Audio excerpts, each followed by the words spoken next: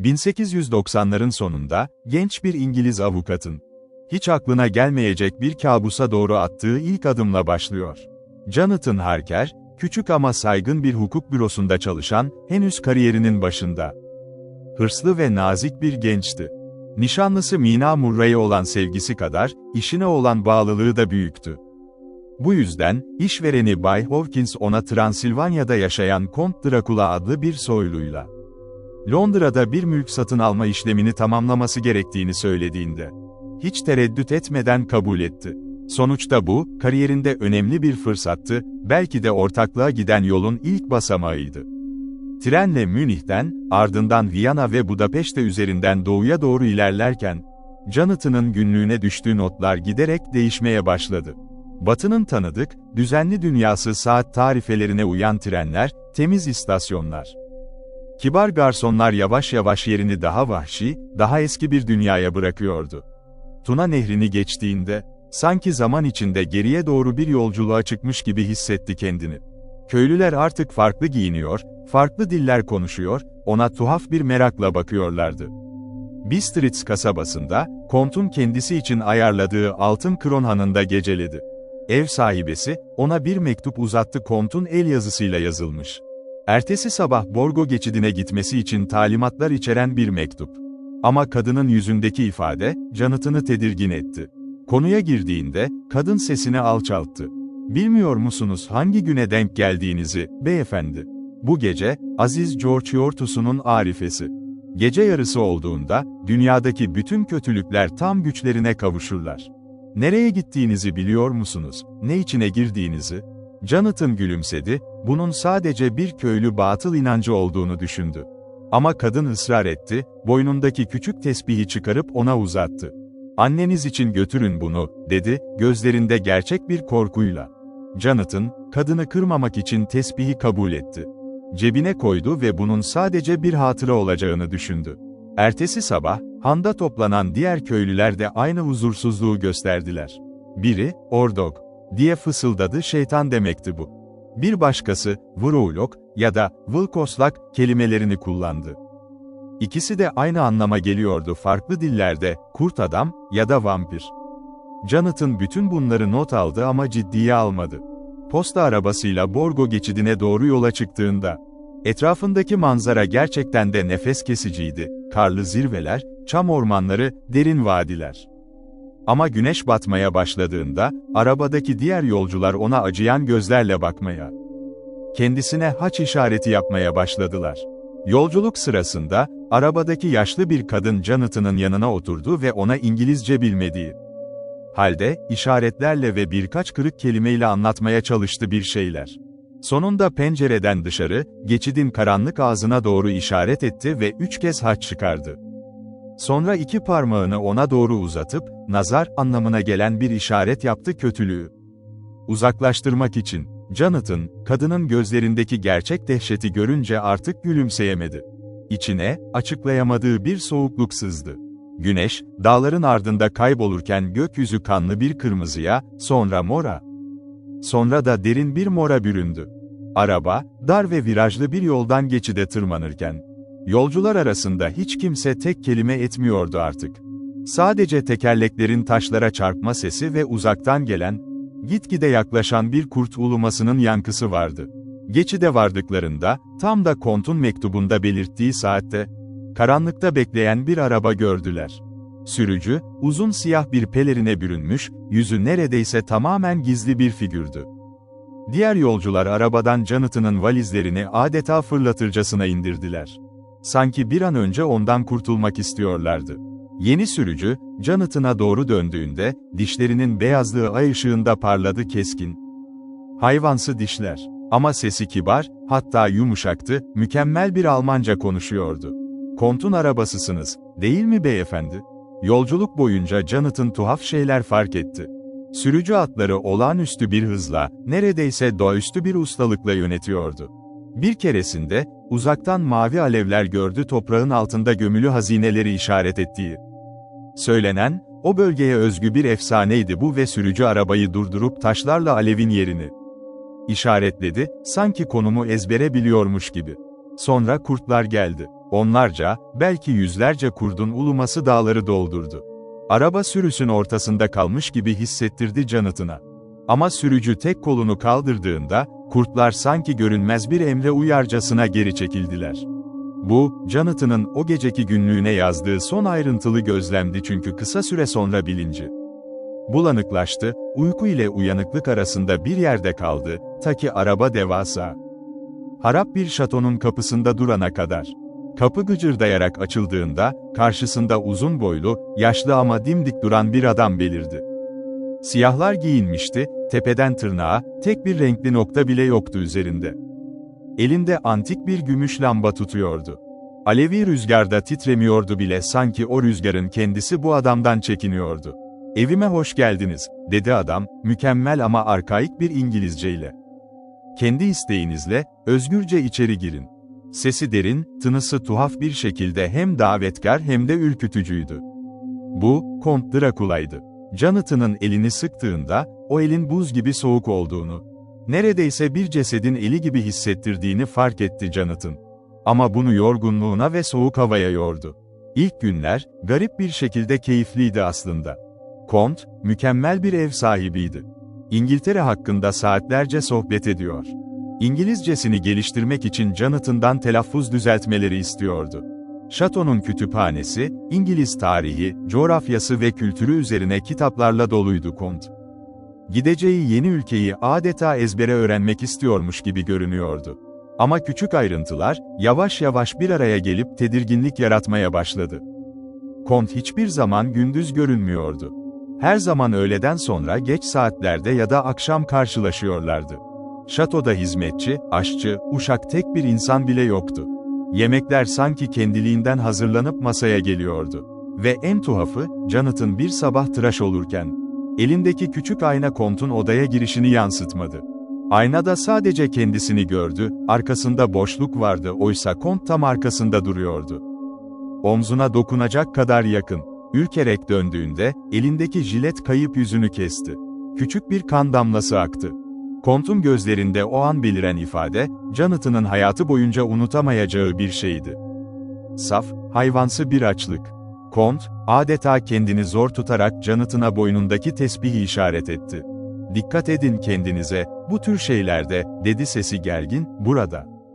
Bu topraklarda tehlikeli olabilir." Sonra aynayı alıp pencereden dışarı fırlattı, aşağıdaki kayalıklara. "Kırılan camlar getirir talihsizliği," diye mırıldandı. Ama Jonathan onun asıl korktuğu şeyin ayna değil, kendisi olduğunu hissetti. Günler geçtikçe Jonathan'ın huzursuzluğu büyüdü. Şatonun kapılarının kilitli olduğunu fark etti. Dışarı çıkabildiği tek yer, yüksek duvarlarla çevrili bir avluydu. Bir gece, pencereden dışarı baktığında, dehşet verici bir şey gördü. Kont, şatonun taş duvarında, tıpkı bir kertenkele gibi baş aşağı, İnsanüstü bir çeviklikle aşağı doğru tırmanıyordu. Pelerinini de sanki dev kanatlar gibi arkasında dalgalandırarak. O andan itibaren Jonathan artık şüphe etmiyordu. Bu adam, insan değildi. Ya da en azından, artık insan olmaktan çıkmıştı. Bir akşam, Kont'un onu asla girmemesi konusunda uyardığı şatonun terk edilmiş kanadına gizlice girdi Jonathan, belki bir kaçış yolu bulabilir umuduyla. Ay ışığının süzüldüğü tozlu bir odada, 3 kadınla karşılaştı, güzellikleri neredeyse doğaüstüydü. Ama gülüşlerinde ve gözlerindeki parıltıda bir şey Jonathan'ın tüylerini diken diken etti.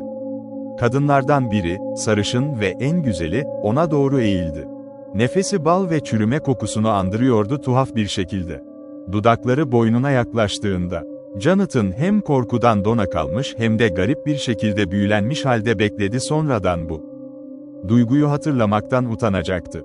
Tam o an, kapı şiddetle açıldı. Kont, öfkeden neredeyse insanüstü bir güçle kadını geriye fırlattı.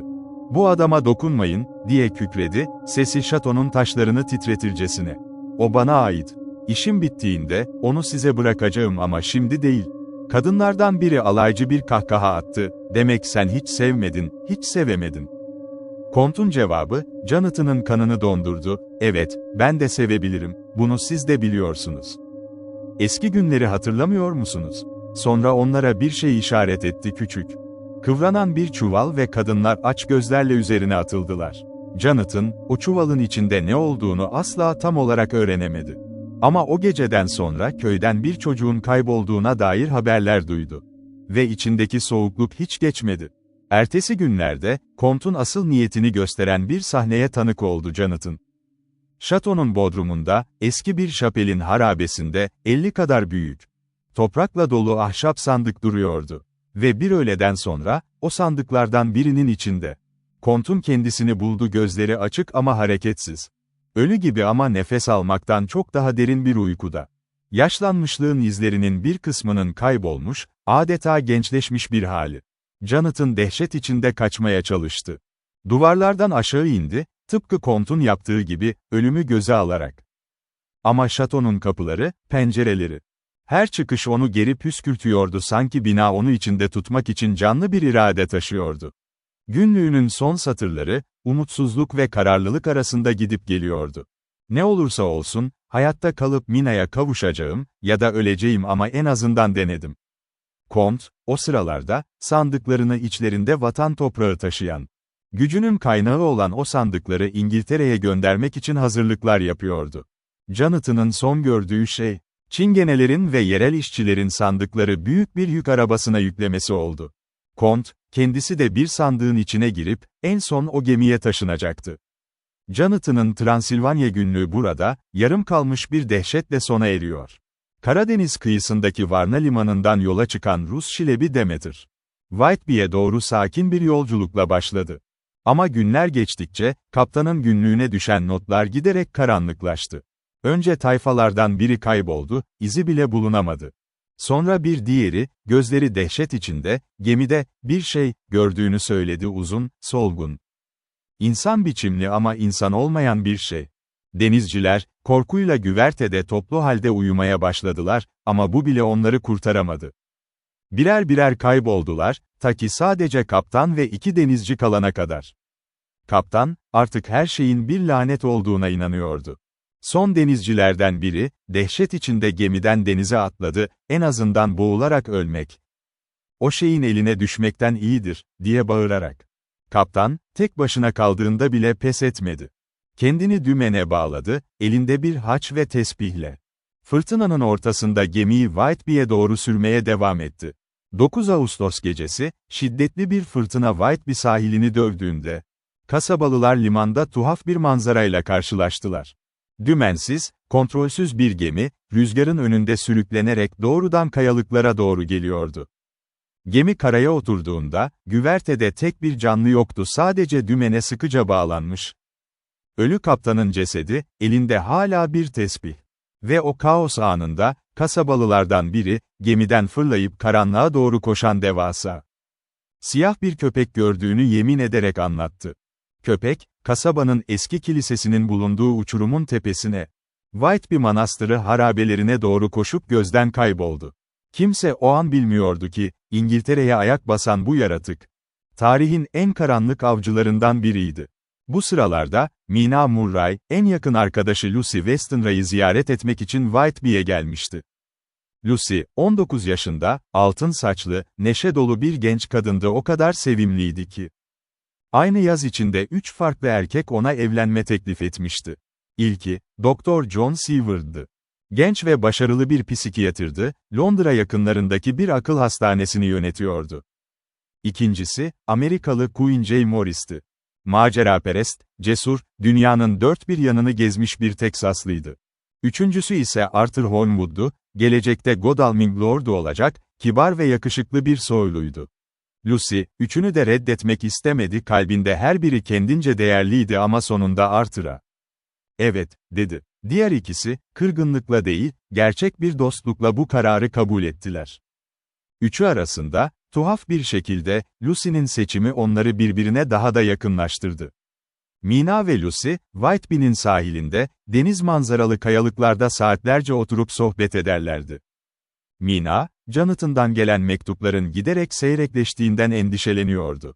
Son mektubunda tuhaf, tedirgin bir ton vardı, ama sonrasında hiç haber alamamıştı. Demeter'in karaya oturduğu o fırtınalı gece, Lucy'de tuhaf bir değişim başladı. Çocukluğundan beri ara sıra uyur gezerlik nöbetleri geçirirdi, ama bu kez çok daha şiddetliydi. Bir gece Mina, Lucy'nin yatağının boş olduğunu fark etti. Dehşet içinde onu aramaya çıktı ve kasabanın eski mezarlığında, uçurumun kenarında buldu beyaz gecelikle, ay ışığında, sanki uyanıkken bile uykuda gibi duruyordu. Ve onun üzerine eğilmiş, karanlık, uzun bir figür vardı. Kırmızı gözleri Mina'ya doğru döndüğünde, kadının kanı dondu damarlarında. Mina koşarak yaklaştığında figür karanlığa karışıp kayboldu sanki hiç var olmamış gibi.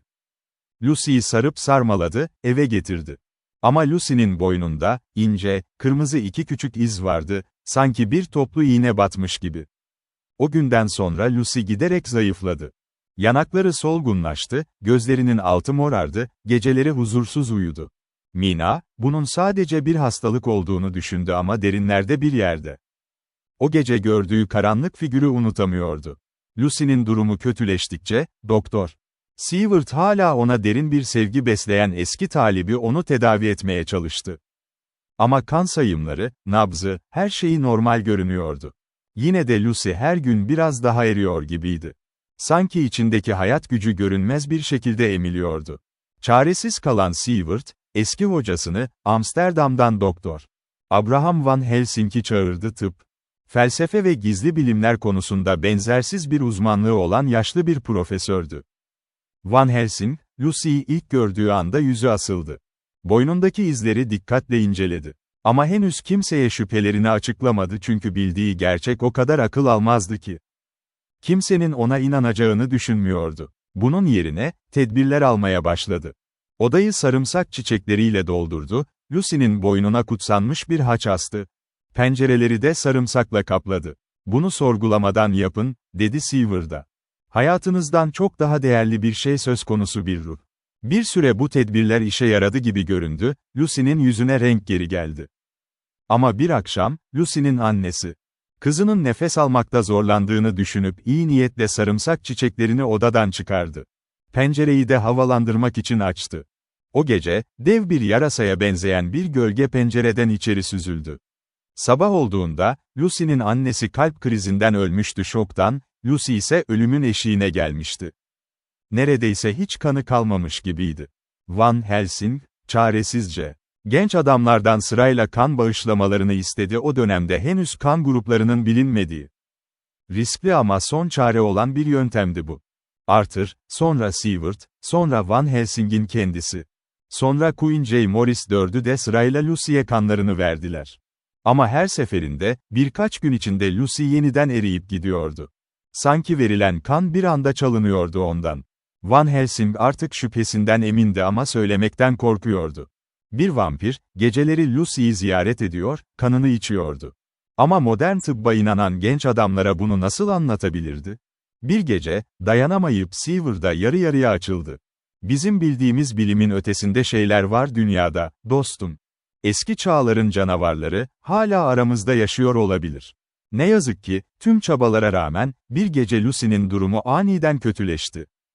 Son anlarında, garip bir şekilde iki farklı kişilik arasında gidip geliyordu bazen kendisi.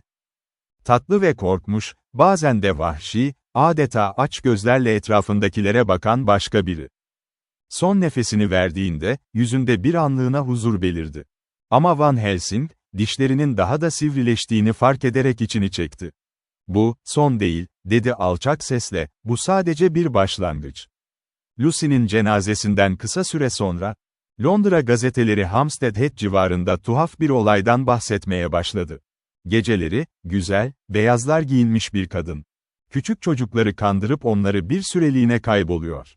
Çocuklar sabah boyunlarında küçük ısırık izleriyle, ama neyin olduğunu hatırlamadan bulunuyordu. Halk arasında bu kadına, güzel bayan, adı takılmıştı.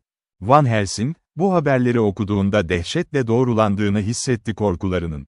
Seward, Holmwood ve Morris'i bir araya topladı ve nihayet gerçeği açıkladı. Lucy, artık bir vampirdi.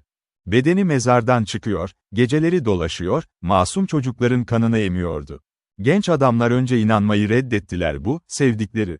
Saf ve nazik Lucy'ye karşı korkunç bir hakaret gibi geliyordu onlara. Ama Van Helsing onları, bir gece mezarlığa götürdü ve orada, tabutun boş olduğunu bizzat gördüler. Ertesi gece tekrar beklediler, gölgelerin arasında saklanarak. Ve onu gördüler, eskisinden daha da güzel, ama artık gözlerinde soğuk.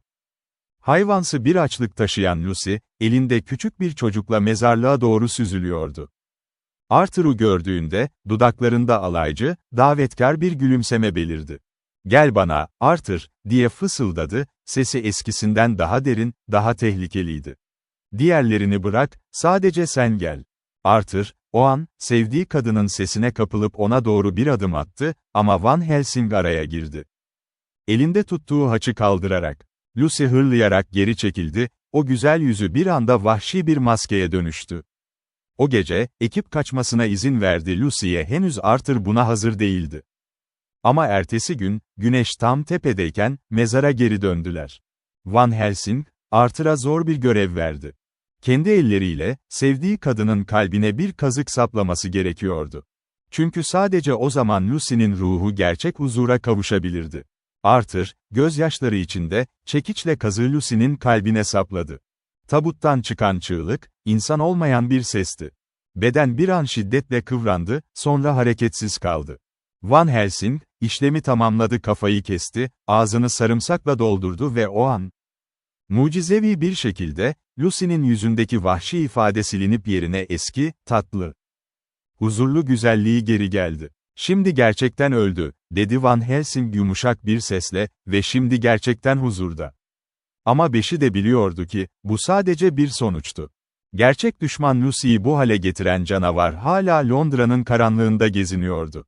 Bu sırada Jonathan Harker, mucizevi bir şekilde Transilvanya'dan kaçmayı başarmış. Ama ağır bir sinir krizi geçirerek bir manastırda haftalarca bilinçsiz yatmıştı. Mina, ondan haber alır almaz yanına koştu, İngiltere'ye getirdi ve kısa süre sonra evlendiler. Mina, Jonathan'ın günlüğünü okuduğunda dehşete düştü, ama kocasının aklını kaybetmediğini, her kelimenin gerçek olduğunu anlamakta gecikmedi, çünkü kendi başına gelenler de bunu doğruluyordu. Van Helsing ile tanıştıklarında, Mina'nın keskin zekası ve olağanüstü hafızası, grubun en değerli silahlarından biri haline geldi. Herkesin günlüklerini, mektuplarını, gazete kupürlerini bir araya toplayıp kronolojik bir sıraya koydu, daktilo etti, bu sayede ekip, Kont'un hareketlerini bir bulmaca gibi çözmeye başladı. Bu arada, Doktor Seward'ın akıl hastanesinde tuhaf bir hasta vardı. Renfield adında, kendine özgü bir saplantısı olan bir adam. Renfield, sinekleri yakalayıp örümceklere yediriyor, örümcekleri kuşlara yediriyor.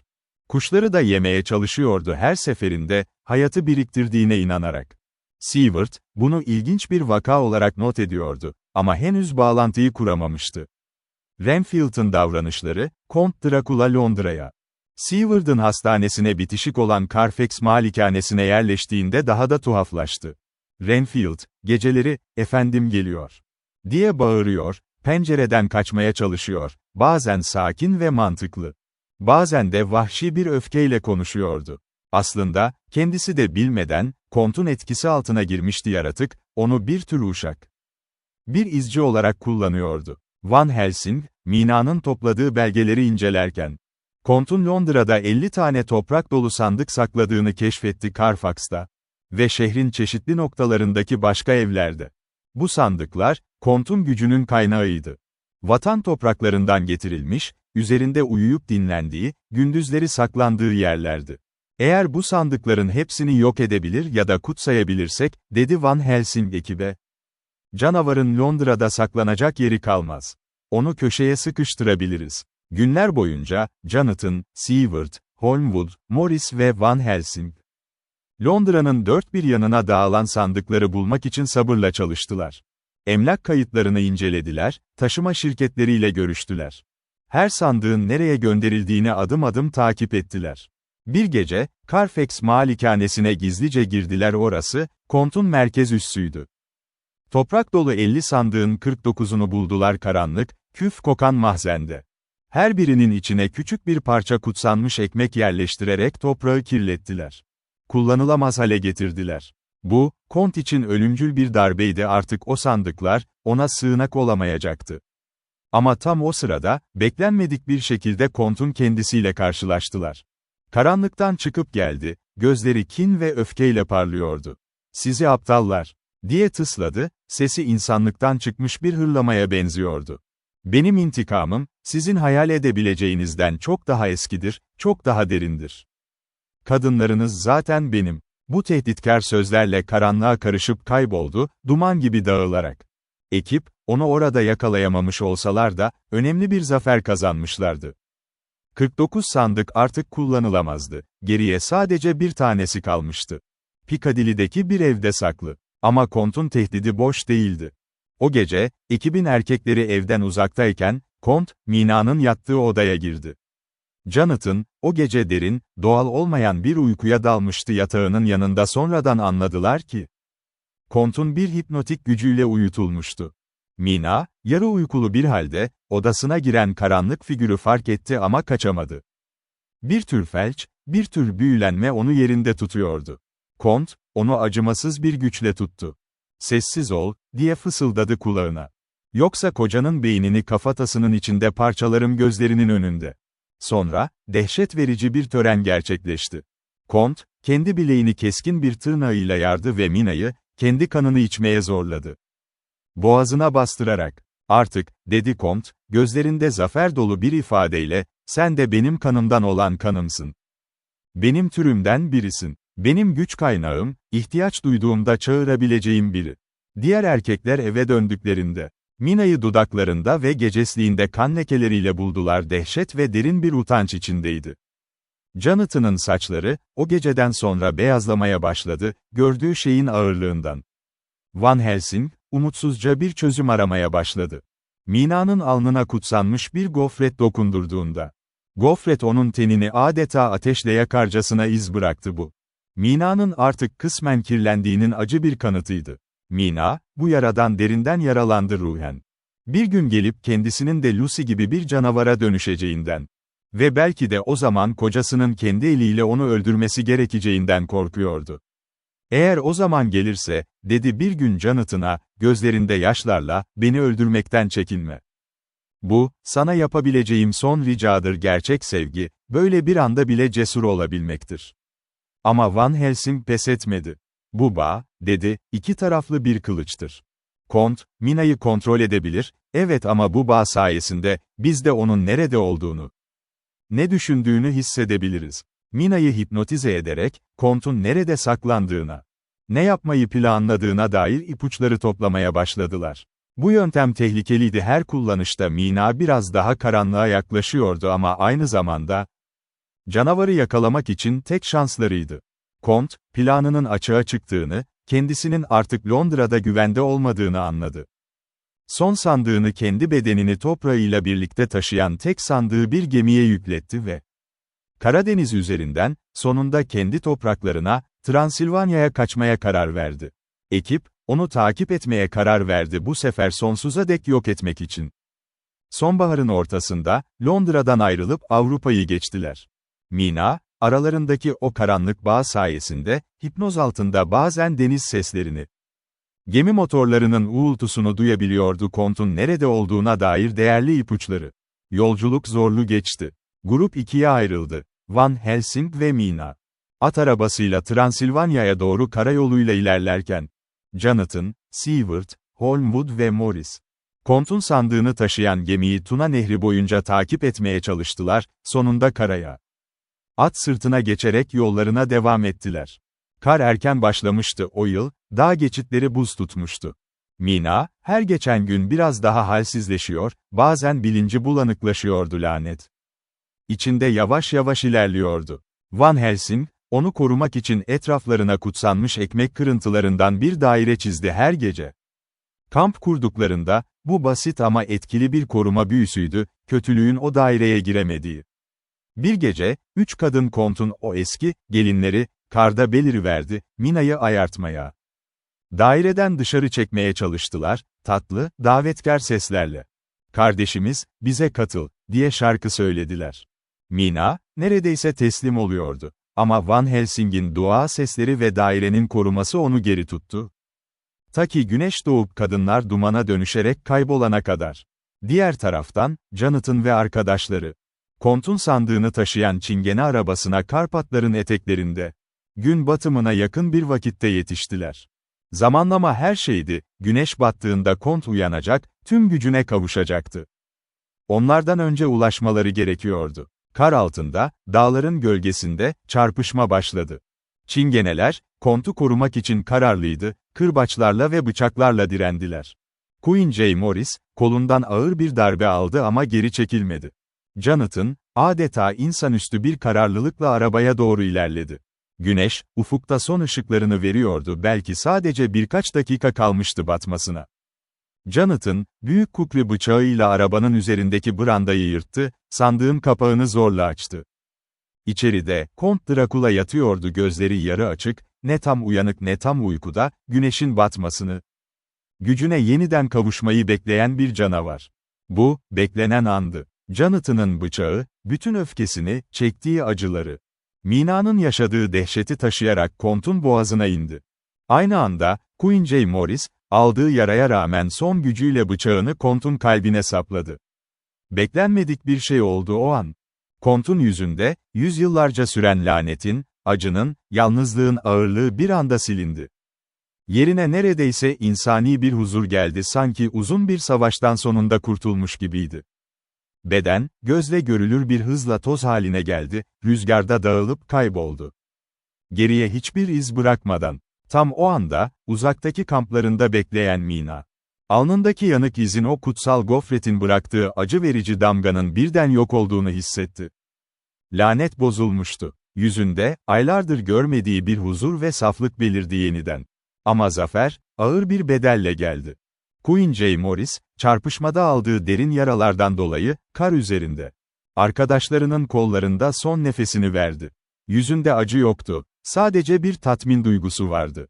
Son sözleri, Mina'ya bakarak, şimdi görüyorum ki, alnındaki leke gitmiş. Bak, kar bile onun kanından daha temiz. Sonra gözlerini kapadı, sonsuza dek. Arkadaşları, onu orada, kazandıkları zaferin ortasında. Karpat dağlarının eteklerinde toprağa verdiler, uzak bir topraktaydı ama artık kötülükten arınmış. Bir toprakta. Zaman geçti, yaralar hem bedensel hem ruhsal yavaş yavaş iyileşti. Jonathan ve Mina Harker, Londra'ya döndüler, mutlu bir aile kurdular. Küçük oğullarına, arkadaşlarının fedakarlığını unutmamak için Queen J adını verdiler. Yıllar sonra, çocuklarına büyüdüklerinde bu hikayeyi anlatırlardı, belki tam gerçeğiyle değil. Ama cesaretin, dostluğun ve sevginin, dünyanın en karanlık gücünü bile yenebileceğini öğretmek için. Van Helsing, arada bir ziyarete gelir. Küçük Queen J'yi kucağına alıp gözlerinde hem hüzün hem gurur dolu bir bakışla şöyle derdi.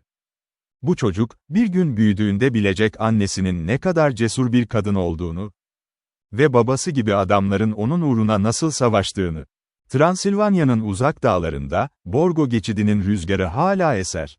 Eski şatonun harabeleri hala orada durur ama artık sadece taş ve unutulmuş bir geçmişin sessiz tanığıdır. Karanlığın uzun gecesi sona ermiş, yerini yeni bir güvene ve umuda bırakmıştır.